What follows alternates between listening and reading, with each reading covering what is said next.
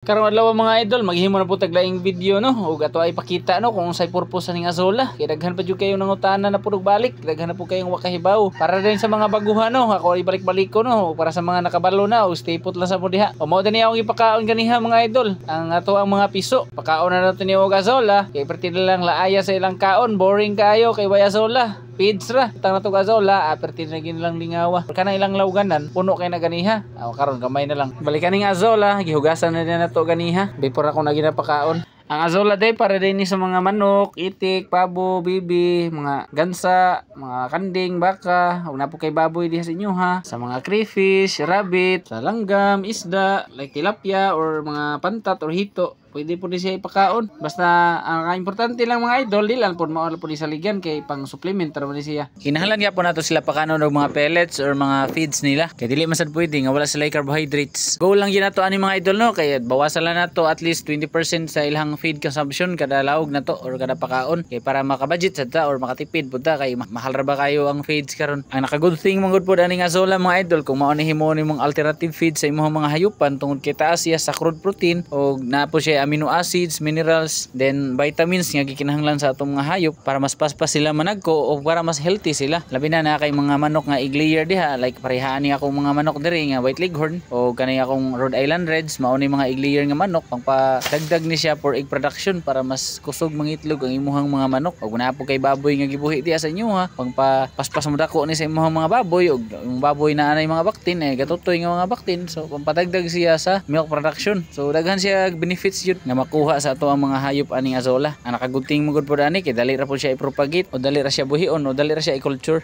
Og diri na lang sa tataman mga idol. Unta natubag na ko ang inyong mga pangutana. O para sa mga uban pang mga pangutana, pwede ra mo comment di ana para ato ra nang tubagon. Og para sa mga katunang utana no kung available pa ba atong azola? Yes, still available lang atong azola para sa mga gusto mag-order o ganahan pod mo buhi sa atong azola. Message lang mo mga idol.